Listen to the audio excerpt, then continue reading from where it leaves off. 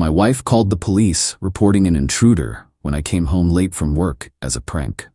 I was handcuffed on my own lawn while she laughed. I didn't laugh.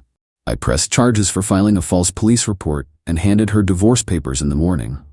I, 35 male, work as an operations manager at a manufacturing facility. Been married to my wife, 32, for 7 years. No kids, thank God. Last Tuesday, I got stuck at work late. Equipment malfunction, had to stay until the repair team finished. Texted her around 9 p.m. that I'd be home by 11:30. She replied, okay. Got home at 11:45, tired, ready for bed. Pulled into our driveway, grabbed my bag from the car, walked up to the front door, put my key in the lock. Then everything went sideways. Sirens, lights, 3 cop cars screeching into my driveway. Officers jumping out, hands on their weapons. Get on the ground, now! Hands where we can see them. I froze. Completely froze. My brain couldn't process what was happening. On the ground, I dropped, face first onto my own lawn. Keys still in my hand, bag next to me, hands yanked behind my back, metal cuffs clicking tight, knee in my spine, my face pressed into grass that I'd mowed 3 days ago. We got a call about an intruder, black male breaking into this residence. I live here. This is my house. Stay calm, sir. We're sorting this out. I could see my front door from where I was pinned. It opened. My wife stepped out. I waited for her to explain, to tell them I was her husband to fix this nightmare. She looked at me, at the cops, at me again, and she laughed. Not a nervous laugh, a full, genuine laugh, like she was watching a comedy special. Oh my God, she said between giggles, you should see your face. One of the officers looked confused. Ma'am, do you know this man? That's my husband. Still laughing. I called you guys, it was a prank. Silence. Dead silence except for the police radios crackling. A prank? The older officer's voice was flat. Yeah, he's always so serious. Thought I'd shake things up. She had her phone out, was recording. This is hilarious. I watched from the ground as the officer's expression changed. Watched him look at his partners. Watched them realize they just responded to a fake call. They took the cuffs off me. Slowly, one of them helped me up. Nobody was smiling. Sir, are you all right? No. My voice sounded strange, distant.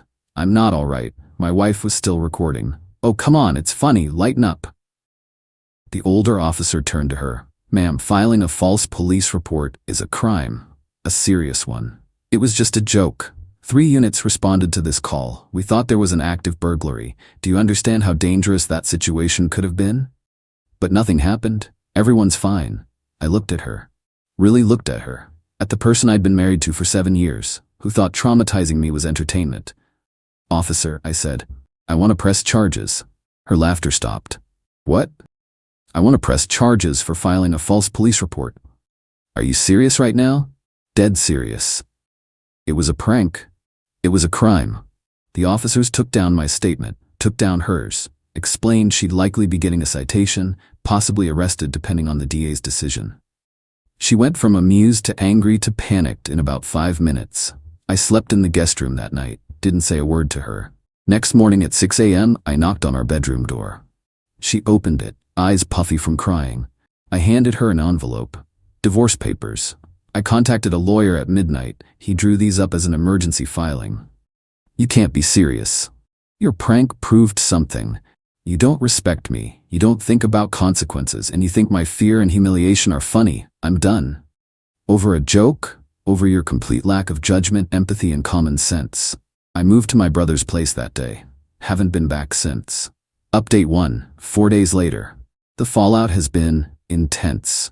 My wife has called me 200 plus times. I'm not exaggerating. 200. I blocked her number after the first 50. She started calling from other people's phones. Her mother, her sister, her best friend. Random numbers I don't recognize. The voicemails are wild. Started with apologetic, moved to angry, now cycling between both. Sample. Baby, I'm so sorry. I didn't mean to hurt you. Please come home. Next one. 2 minutes later. You're seriously going to destroy our marriage over this? You're being ridiculous. Then, everyone thinks you're overreacting. It was one mistake. I haven't responded to any of them. The police citation came through. She's being charged with filing a false report, misuse of emergency services, and something else the officer mentioned, interference with police operations. looking at potential fines up to $5,000 and possible jail time. Unlikely, but on the table. She showed up at my brother's apartment yesterday. Banged on the door for 20 minutes. My brother's wife called the cops. They told her to leave or they'd arrest her for trespassing. She left, but not before screaming that I was ruining her life over nothing. Her parents called me. That conversation was surreal. Her dad, "Son, don't you think you're being a bit extreme?" She made a mistake. She called armed police officers to my home and reported a false crime for entertainment. Her mom, "But she apologized. Isn't that enough?" No, it's not. It's not. You're really going to throw away 7 years over one bad decision? Me, if her bad decision had gone differently, I could have been shot. Do you understand that? If I'd moved wrong, if the cops thought I was reaching for something, I could be dead. Silence. Her mom, "She didn't think." Exactly. She didn't think, and that's the problem. They tried the whole marriage is about forgiveness angle. I told them marriage is also about not traumatizing your spouse for internet clout.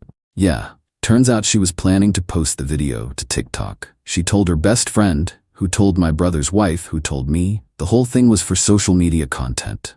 Pranking my husband with the cops, or something. My lawyer says the divorce should be straightforward. We have some joint assets, the house, savings account, 2 cars. State law means we split things roughly 50-50. I'm fine with that. I just want out.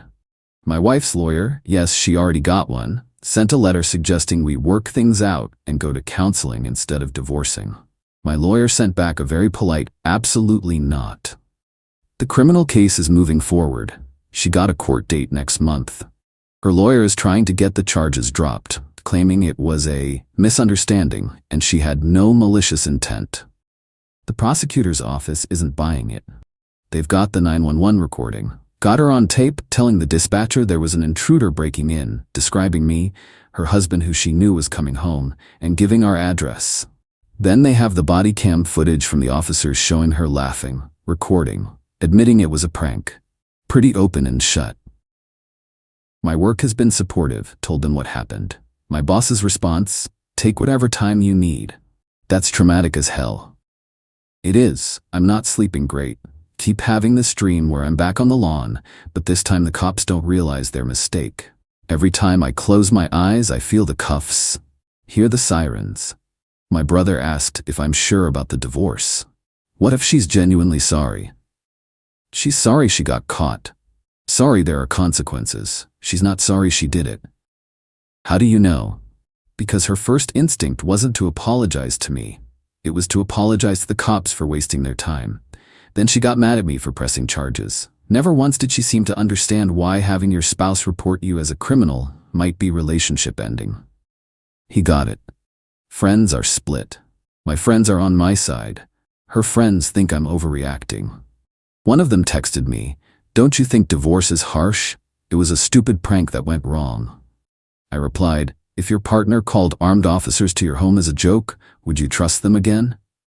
No response. The house is in both our names. We'll have to sell it as part of the divorce. Market's decent right now, should get good value. I'm already looking at apartments for afterward. She keeps texting from new numbers. "We can fix this. Please don't give up on us. I'll do anything. Except take accountability." Every apology comes with a but or an excuse. "I'm sorry, but I didn't think it would be that big a deal. I'm sorry, but you're overreacting. I'm sorry, but everyone makes mistakes." That's not an apology. That's deflection. Court date for her charges is 3 weeks away. Divorce paperwork is filed. I've moved on. She hasn't. Update 2. 3 weeks later. Her court date was yesterday. I was there. So was she. And her entire family, and apparently half her friend group. The prosecutor laid it out plain, showed the 911 call recording, played the body cam footage, displayed the text messages she sent afterward, which I'd given them, where she bragged to friends about pranking me and how the cops were so mad, lol. Her lawyer tried to argue it was a momentary lapse in judgment, and she'd learned her lesson. The judge asked her directly, "Do you understand that filing a false police report diverts emergency resources from actual emergencies?" Her answer, "Yes, but I didn't think about it like that at the time. I just thought it would be funny." You thought having armed officers confront your husband in your driveway would be funny? I mean, when you say it like that, it sounds bad. It is bad. She got sentenced to $2,500 fine, 100 hours of community service, 18 months probation, mandatory counseling, anger management and decision-making classes, formal apology letter to the police department, no jail time, which honestly I'm fine with. I didn't want her locked up. I wanted consequences. This is consequences. Her family was furious. Not at her. At me. Her mother cornered me outside the courthouse. Are you happy now? You've destroyed her life. I didn't destroy anything. She destroyed it herself. She made one mistake. One mistake that could have gotten me killed. One mistake she recorded to post online for entertainment. That's not a mistake. That's a character flaw. Her sister jumped in. You're supposed to love her, through better or worse. Worse doesn't include calls armed police to our home as a prank. That's not in the vows. Her dad actually looked ashamed. Didn't say much, just shook his head and walked away. My wife tried to approach me. Her lawyer physically stopped her. Don't, you're on probation. Any harassment complaints will violate it. She yelled across the parking lot. I hope you're happy. You got what you wanted. I wanted a wife who didn't think terrorizing me was entertainment. Guess that was too much to ask. The divorce is moving forward. We've agreed to mediation for the assets. House went on the market last week. Already got 3 offers. We'll probably accept the highest and split the profit after paying off the mortgage. About $85 each after everything's settled. Savings account is being split. Cars are being kept by whoever's name is on the title. I'm keeping mine. She's keeping hers. Works out. She wanted the dog. We'd gotten a golden retriever 3 years ago. She claimed he was hers because she fed him more. I had receipts, vet bills in my name, license in my name, adoption papers with my signature. Dog stays with me. She cried in mediation. You're taking everything from me. The mediator looked uncomfortable. Ma'am, this is a fairly equitable split. He's taking my dog. The documentation shows. I don't care about documentation. That's my dog. I stayed quiet, let her spiral. Eventually her lawyer got her to calm down. We settled. I get the dog. She gets some furniture she wanted. Fair trade, though watching her argue about a dog after what she did was surreal. My lawyer told me afterward, I've never seen someone so focused on winning while completely missing why they lost. Perfect summary. The community service requirement is eating at her. She has to do it at a homeless shelter or food bank. Has to log hours, get signatures. Her friends keep posting supportive messages. Stay strong. This is so unfair. One of her friends actually commented on a post, can't believe he pressed charges over a joke. Men are so sensitive. My buddy replied, can't believe she called armed cops on her husband. Women are so entitled. He got blocked. Her probation officer already contacted her about violation risks. Apparently she missed her first counseling session. Claimed she forgot. Probation officer wasn't sympathetic. Told her if she misses another one, she'll face jail time. Suddenly she remembered all her future appointments.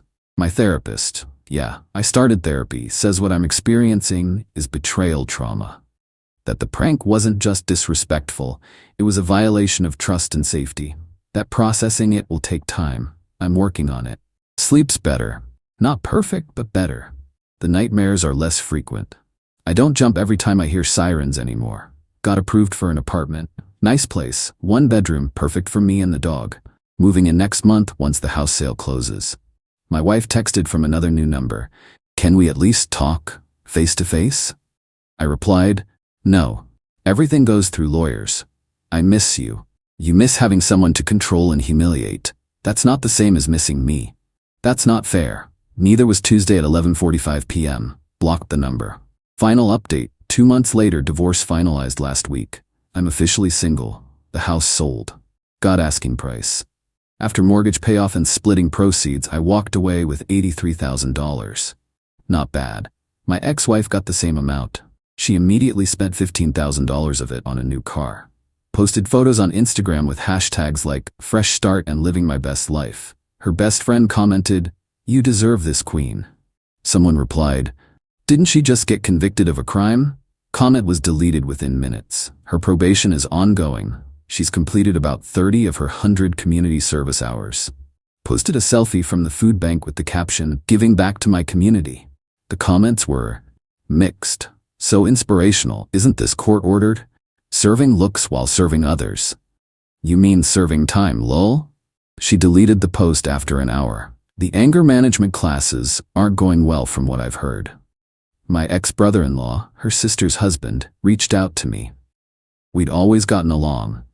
He said she walked out of the second session because the counselor told her she had impulse control issues and a pattern of seeking attention through inappropriate means.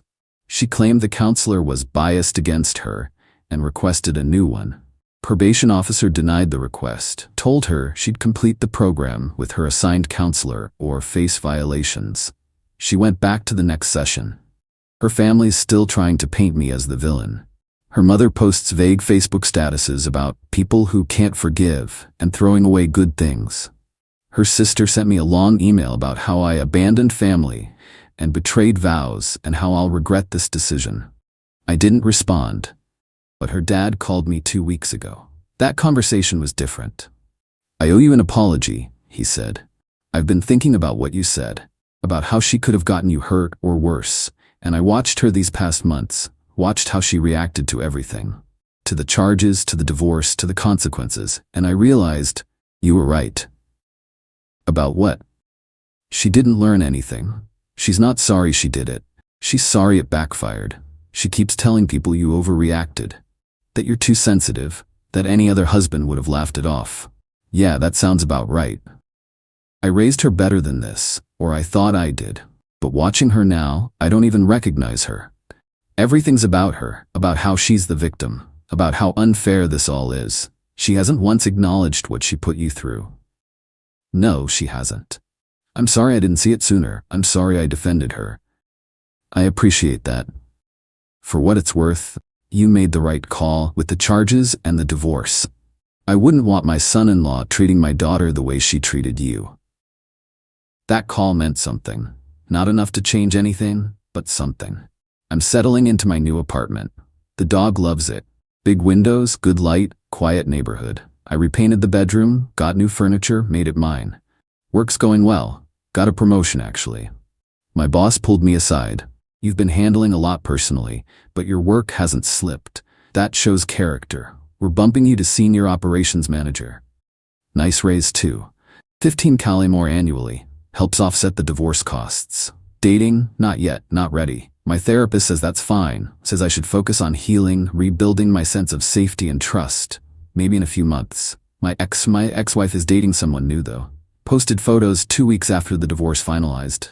Some guy she met at a bar. Her friends are all commenting about moving on. And new beginnings. I give it 3 months before she pulls something similar and he bails. Her best friend actually reached out to me. Asked if we could talk. I agreed to coffee. She apologized. I encouraged her. The prank thing. I thought it would be harmless and funny. I didn't think about how it could go wrong. I didn't think about you being terrified or traumatized. I just thought about the video. Yeah, nobody thought about me. I know. And I'm sorry. Really sorry. What she did was messed up. And the way she's acted since has been worse. She's not the person I thought she was. Are you still friends with her? Not really. After the divorce, she kept wanting me to bash you on social media, make posts about what a terrible person you are. I refused. She called me a bad friend. We haven't talked much since. Sounds like she's burning bridges left and right. Yeah, she is.